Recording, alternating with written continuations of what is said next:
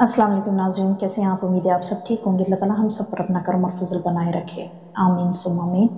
जब आप और मैं इस दुनिया में नहीं थे तो कहाँ थे? यानी आलम अरवा में थे, जहाँ हम तमाम रूहें मौजूद थीं और इंसान का मादी वजूद मौजूद नहीं था। फिर अल्लाह ने ज़मीन पर हमें भेजा, जहाँ हमें एक मादी वजूद के साथ साथ रूह से भी नवाजा गया, और आज एक रूह और जिस्म के मुरक्कब के तौर से जाने जाते हैं। और हमें खलक़ल इंसान का लक़ब अता हुआ, यानी वो खल्क़ अल्लाह की तख्लीक जो मजमुआ है मादी वजूद और रूहानी वजूद का, और ये इंसान की पहचान है, मादा और नूर का मजमुआ। इस दुनिया में कोई जब दूसरे को बुलाता है तो ये कहकर नहीं बुलाता कि जिस्म या ए रूह मेरी बात सुनो, बल्कि हमें हमारे दिए गए नामों से मुखातिब करके बुलाया जाता है। और अल्लाह सुब्हाना व तआला इसी इंसान को कुरान पाक में इल्लल इंसान खलक़ल इंसान से कई बार मुखातिब फरमाता है। इसी इंसान को अल्लाह ने आलम खल्क़ में भेजने के बाद एक एडिशनल एहसास से मुतारिफ़ करवाया, जिसमें दर्द और ख़ुशी को नुमायाँ करवाया, क्योंकि हमारे मादी वजूद और हमारे रूहानी वजूद दोनों के मुख्तलिफ़ पर्सनैलिटी की वजाहत करवाने की वजह से मुख्तलिफ़ निशानदही करवाती है। लेकिन इन दोनों के बाहम होने से हम इस एहसास को जी पाते हैं, जो हम में गम और ख़ुशी की हालत में हमारे वजूद की तर्जुमानी करवाता है। क्योंकि जब रूह आलम अरवाह में थी, ना तो ये खुशी की हालत में थी, ना ये गमगीन थी। लेकिन जब इसे मादी वजूद में दाखिल किया गया तो पहली बार इसे जुदाई का एहसास पैदा हुआ, और इसी एक्सपीरियंस को कर पाने में कामयाब हो पाई जो जिस्म इसे अता हुआ। अब यहाँ पर थोड़ी देर को तवक्को करें, बाद में इसको कंटिन्यू करूँगी, इस एहसास को सीक्वेंस से बताऊँगी। क्या दो मतवाज़ी तूलो अर्ज़ होते हैं? दूसरे अल्फाज में टू पैरेलल डिमेंशंस मौजूद होती हैं। इसी तूलो अर्ज़ का महवर जो वक्त और टाइम में नुमायाँ होता है, यानी ज़ाहिर होता है, स्पेस में नहीं होता। मिसाल के तौर पर आप तसव्वुर को ही ले लें, यहाँ दूसरे अल्फाज में अगर कहें तो ख़याल। अब इस ख़याल के साथ क्या मंसूब हो तो ये तसव्वुर या ख़याल अपना इजहार कराने में कामयाब हो जाए अचानक, राइट। अब अचानक क्या है? अचानक एक लम्हा है, और ये लम्हा अचानक हर बार होता ही नहीं है, पर होता ज़रूर है। और जब ये अचानक होता है, या कह लें ये लम्हा जब मुयस्सर आता है, तो इसका इजहार ज़ाहिर में होता है, राइट। लेकिन ज़ाहिर में होने से पहले वो कहाँ था? स्पेस में, यानी तूलो अर्ज़ में, यानी इंतहाई बुलंदियों पर या इंतहाई पस्तियों में। लेकिन जब इसे वक्त और टाइम मुयस्सर आ जाता है तो ये लम्हा ज़ाहिर हो जाता है और लम्हाए वजूद में आ जाता है, और फिर ये लम्हाए वजूद हो गया, यानी वो लम्हा जो अचानक मुयस्सर आया वो वजूद हो गया। मसलन जैसे मैं खल्क़ से पहले अल्लाह के इल्म में थी, फिर मेरे वालिदैन के तसव्वुर में आई, और जब अचानक इस तसव्वुर को इसका महवर यानी वक्त और टाइम मुयस्सर आया तो मैं लम्हाए मौजूद में आज ज़ाहिर हुई।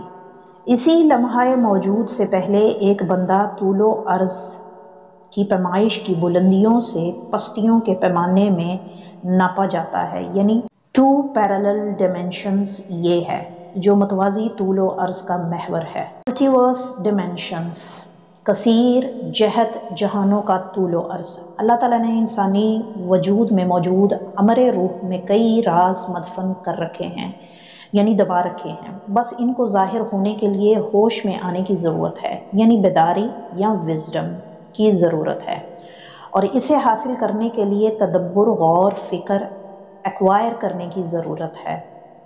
आप में से कितने देखने और सुनने वाले जिन्हें अपनी पढ़ी हुई किताबों के हर हर्फ याद हैं?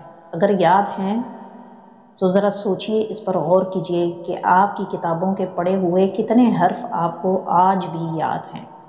आपने बहुत सारा डाटा इकट्ठा कर रखा है, पर क्या इस डाटा से आपको वो फ़िक्र और तदब्बुर हासिल हो चुका है? क्या हम कसीर जहती तूलो अर्ज़ यानी मुख्तलिफ़ मल्टीवर्स डिमेंशंस को एक्सेस कर सकते हैं या समझ पाएंगे इन किताबों के पन्नों से हासिल शुदा अल्फाज से? क्या कोई ऐसी चीज़ आज की दुनिया में या आज के वक्त में रहते हुए हम इन किताबों से हासिल शुदा ایکسپیرینس یا ڈیٹا سے دریافت کر پائیں گے کہ جو ہمیں مختلف عالمین یا جہانوں میں تفریح پر لے جا سکے۔ 3 خصوصیات کی حامل ایک باڈی اللہ رب العزت نے ہمیں دی ہے، جو اللہ سبحانہ و تعالیٰ کی بہترین تخلیق ہے، یعنی ہماری فزیکل باڈی، میکینیکل باڈی اور اسپرچول باڈی۔ ان تینوں کے اپنے اپنے بنیادی کام بھی ہیں انفرادی طور پہ، اور ان سب کے مجموعہ سے مل کر جو باڈی بنتی ہے اس کا ایک اپنا مخصوص افعال بھی ہے، یعنی ایکٹیویٹی بھی ہے۔ ہماری اس مکمل باڈی کا جو ایک مجموعہ ہے، اس باڈی کا اظہار ہم ڈیلی اور روٹین کے کاموں سے اس دنیا میں ایک مقام سے دوسرے مقام پر جانے کے لیے اسباب کو مد نظر رکھ کر اس کام کو انجام دینا ہوتا ہے۔ یعنی ایک ملک سے دوسرے ملک پر جانے کے لیے مجھے کچھ اسباب، کچھ ذرائع کو اختیار کرنا پڑے گا تاکہ میں اپنے سفر کو مکمل کر پاؤں۔ ہماری دوسری میکینیکل باڈی ہمارے جسمانی نظام کے مسلسل اور ارتقائی عمل کو انجام دینے پر مامور ہے، جس میں سانسوں کا آنا جانا، دل کا دھڑکنا، خون کی گردش، ہارمونز کے الیکٹ کا چارجنگ نظام، ہماری دماغی سرگرمیوں کو متوازن رکھنا، انرجی بنانا وغیرہ شامل ہیں۔ ہماری تیسری روحانی باڈی ہمیں ان ڈائمینشن کی ایکسیس دلوانے میں مددگار ہوتی ہے جہاں مجھے اپنے ہونے کے مقصد عالم ارواح سے الست کے وقت اور پہچان کو جاننے، اس دنیا میں اپنے اعمال اور زندگی کے ذریعے اعمال نامہ اور اگلی کئی جہانوں تک رسائی کا سامان کر پانے میں کامیابی دلاتی ہے۔ انسان خود میں اللہ کا ایک راز ہے، اور اس راز میں پوشیدہ لاکھوں جہان ہیں، اور اسی سے ہو کر انسان ان تمام عالمین کا مشاہدہ کرتا ہے اور مشاہد ہوتا ہے، جو قرآن پاک میں بار بار بتایا گیا ہے۔ پہچاننا اس رب کو جو تمام جہانوں کا مالک ہے۔ یہی وجہ ہے کہ اللہ نے تمام معلومات کا خزانہ انسانی روحانی باڈی میں مدفن کر رکھا ہے، جس کی بنیاد پر اگر بندہ کسی ایک چیز کو ماڈل بنا کر تدبر، غور، فکر سے گزارتا ہے تو اس ماڈل سے منسوب تمام دیکھی اندیکھی پیرالل لنکس کو تلاش کر پانے میں کامیاب ہو جاتا ہے۔ پھر اس پر تصدیق کی مہر قرآن اور احادیث اور مشاہدے سے جان پاتا ہے۔ اسی لیے حضرت انسان جب اس راز کو گمان میں لاتا ہے تو وہ جاننے لگتا ہے، وہ پھر پہچاننے لگتا ہے کہ اس ارض و سماء میں کتنے راز ہیں جو انسانی آنکھ سے پوشیدہ ہیں، یعنی غیب میں ہیں، اور اس کی دریافت کرنے کی ضرورت ہے۔ دی ان سین ورلڈ، یا کہہ لے دی ان سین ڈائمینشنز۔ اس غیب میں ہے کیا؟ ہر شے جو دماغ کے ڈیٹا میں سٹور نہیں ہے وہ غیب ہے، یا دوسرے الفاظ میں کہہ لیں کہ ہر وہ شے جو میں نے کبھی دیکھی نہیں ہو وہ غیب ہے۔ اسی لیے غیب خود میں ایک غیب ہے، اور اسی ہمارے انسانی دماغ کو غیب کا ڈیٹا جب تک رسیو نہیں ہوتا تب تک وہ غیب ہے، کیونکہ غیب خود میں ایک غیب ہے۔ اس غیب کے 2 دروازے ہیں۔ پہلا دروازہ پہچان کا ہے اور دوسرا دروازہ حقیقت کا ہے۔ حقیقت سے پہچان کی طرف اور پہچان سے حقیقت میں واپس لوٹنا ایک تسلسل اور فطری عمل ہے۔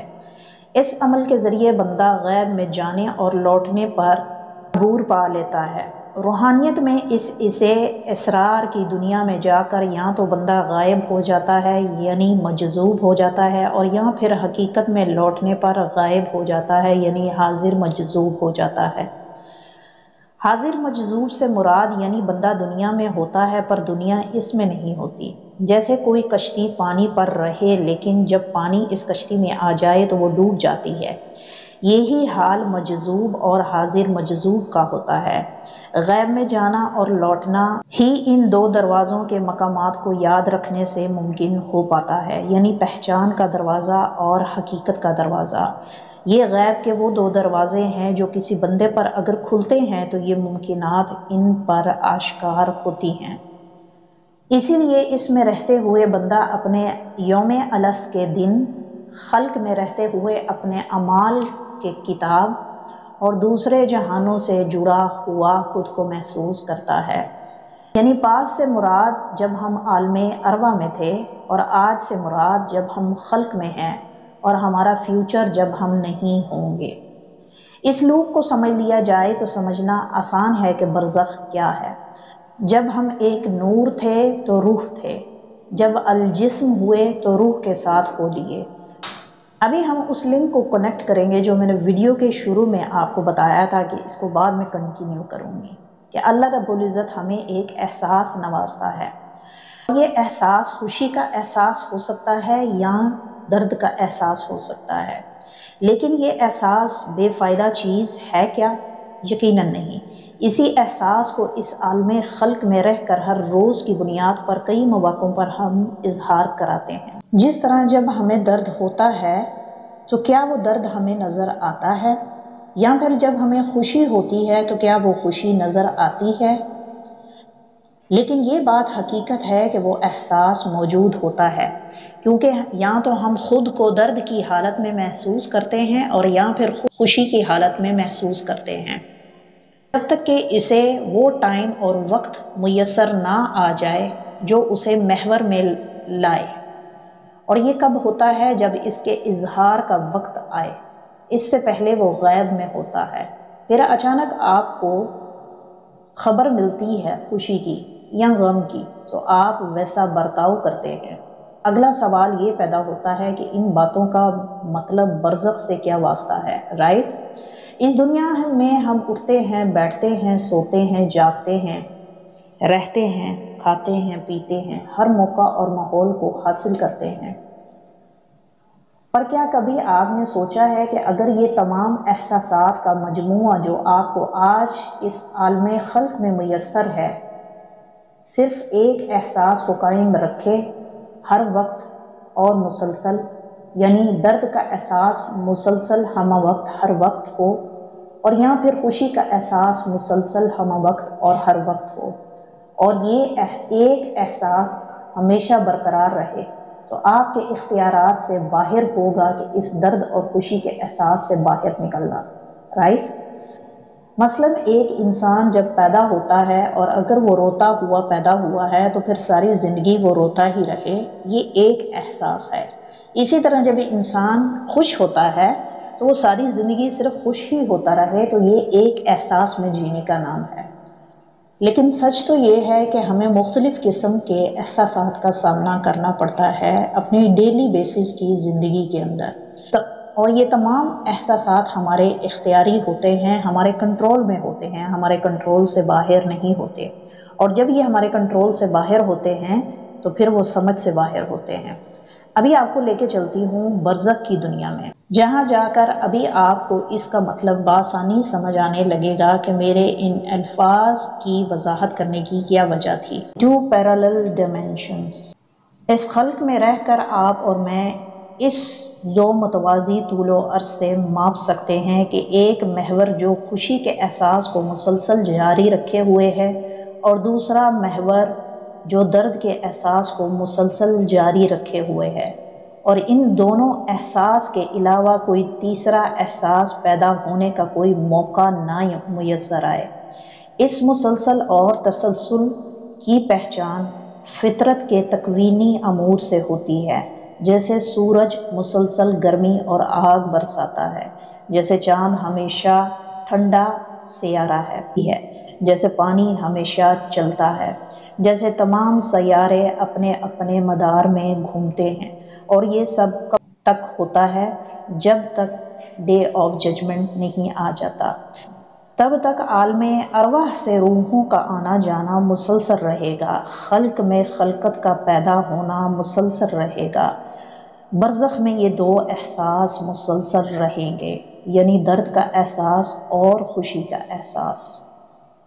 برزخ ہے کیا؟ آسان الفاظ میں برزخ ایک آڑ ہے، ایک حجاب ہے، ایک پردہ ہے، ایک کشمکش ہے، ایک ایسا معاملہ ہے جو 2 طرفہ احساس کو واضح کرواتا ہے، یعنی 2 طرفہ احساس کو ڈیفائن کرواتا ہے، اور اس 2 طرفہ احساس میں جو میسر آ جائے اس سے نکلنا یا فرار پانا برزخ میں ممکن نہیں۔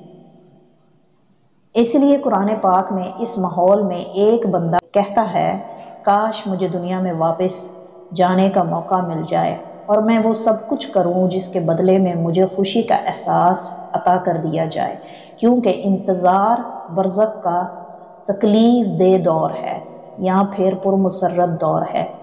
اسی لیے انتقال کے بعد کے اس منظر کو اور زخ کہا گیا ہے جو اپنے آپ میں بذات خود ٹھنڈا یا گرم احساس کو واضح کرواتا ہے، یا تو ٹھنڈا یا پھر بہت ہی ٹھنڈا، اور یا پھر گرم اور بہت ہی زیادہ گرم۔ اس خلق میں ان مثالوں سے ذرا سمجھنے کی کوشش کریں کہ برزخ کیا ہے۔ اس دنیا میں رہ کر اس محور میں بندہ دونوں اطراف کے منظر کا مشاہدہ کر سکتا ہے۔ مثلا برزخ روح اور جسم کے درمیان ہے تو نفس ہے، نیند اور جاگنے کے درمیان میں ہے تو خواب ہے، سورج اور چاند کے درمیان میں ہے تو رات ہے، اندھیرے اور اجالے کے درمیان ہے تو دھواں ہے، جنت اور دوزخ کے درمیان ہے تو برزخ ہے، زندگی اور موت کے درمیان ہے تو قبر ہے، عدل و انصاف کے درمیان ہے تو ترازو ہے، زمین اور آسمان کے درمیان ہے تو غیب ہے، حقیقت اور پہچان کے درمیان ہے تو آئینہ ہے۔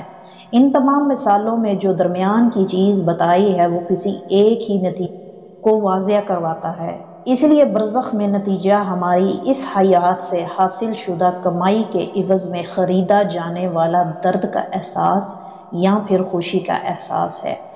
اس اعمال نامے کی رجسٹریشن سجیین اور علیین میں ہونے پر ظاہر ہوتی ہے۔ قرآن پاک میں آتا ہے ان دو قسم کے احساسات کو اللہ نے اس طرح ڈیفائنڈ فرمایا ہے، لا یظن علیک انہم مبعوثون، کیا انہیں مرنے کے بعد اٹھنے کا خیال نہیں؟ لا ترکبن طبقا عن طبق، یقیناً تم ایک حالت سے دوسری حالت میں پہنچو گے۔ کلا ان کتاب الفجار لفی سجیین، برے بدکار لوگوں کا نامہ اعمال سجیین میں ہے۔ وما ادراک ما سجیین، تمہیں کیا ادراک سجین کیا ہے؟ کتاب مرقوم، یہ وہ کتاب ہے جس میں ہماری زندگی سے حاصل شدہ ڈیٹا موجود ہے۔ کلا ان کتاب الابرار لفی علیین، کہ ان نیک لوگوں کا نامہ اعمال علیون میں ہے۔ وما ادراک ما علیون، تمہیں کیا پتا علیین کیا ہے؟ وکتاب مرقوم، یہ وہ لکھی ہوئی کتاب ہے جس میں ان نیک لوگوں کا نامہ اعمال درج ہے۔ اور اسی طرح اس سے آگے بیان ہوتا ہے کہ جنت نعیم کا نظارہ یا مشاہدہ ان لوگوں کو ہوگا۔ اس کے بعد بہت سے نظاروں کا مشاہدہ قرآن پاک کو پڑھنے پر ہو جاتا ہے کہ نیک لوگوں کا نامہ اعمال اور ہوگا اور کمزور لوگ دونوں کے ساتھ ساتھ یہ معاملہ برزخ میں میسر آنے والا ہے، کیونکہ اسی برزخ کے تمام معاملات کے مشاہد فرشتے بھی ہوں گے، جس سے پتہ چلتا ہے کہ برزخ از خود ایک کشمکش والی جگہ ہے جہاں پر رہنا آسان نہیں، اور جب ہم کمزور اگر پائے جائیں تو پھر تو بالکل ہی ناممکن ہے۔ تو معلوم ہوا یا تو وہاں خوشی کی کیفیت رہے گی ہم وقت، اور یہاں پھر درد کی کیفیت رہے گی ہم وقت، لیکن خوشی والے ایک طرف ہوں گے اور غم والے ایک طرف ہوں گے، جہاں وہ ایک آڑ سے بخوبی دوسری جانب کا نظارہ دیکھ پائیں گے، یعنی دونوں ڈائمینشنز ایک ہی محور میں ہوں گی جسے برزخ کہا جاتا ہے۔ یہ برزخ کا معاملہ تب تک قائم رہے گا جب تک یوم آخرت نہیں آ جاتا۔ یاد رہے ہماری عرضی موت ہوگی اور یہ عرضی موت تب تک رہے گی جب تک یوم آخرت نہیں آ جاتا۔ اس لیے قرآن میں آتا ہے جب تمام خلقت کو دوبارہ اٹھایا جائے گا تو برے حال لوگ کہیں گے آ گیا وہ دن جس کا قرآن میں بتایا گیا تھا، اور نیک حال لوگ کہیں گے کہ ہمیں کیوں نیند سے اٹھا دیا گیا۔ یہ دور نفسا نفسی کا بتایا جاتا ہے قرآن، اور اسی نفسا نفسی کے دور کا مطلب یہ ہے کہ نہ ہم آپ کو جانیں گے اور نہ آپ ہمیں پہچانیں گے۔ ہر کسی کو اپنی ازلی ابدی سزا اور جزا کی فکر ہوگی۔ میں امید کرتی ہوں ہمیشہ کی طرح آج کی ویڈیو بھی آپ کو پسند آئی ہوگی۔ ملتے ہیں اگلی ویڈیو میں نئے ٹاپک کے ساتھ، تب تک کے لیے آپ سے اجازت چاہوں گی۔ اپنا خیال رکھیے گا، دعاؤں میں یاد رکھیے گا۔ ٹیک کیئر، اللہ حافظ۔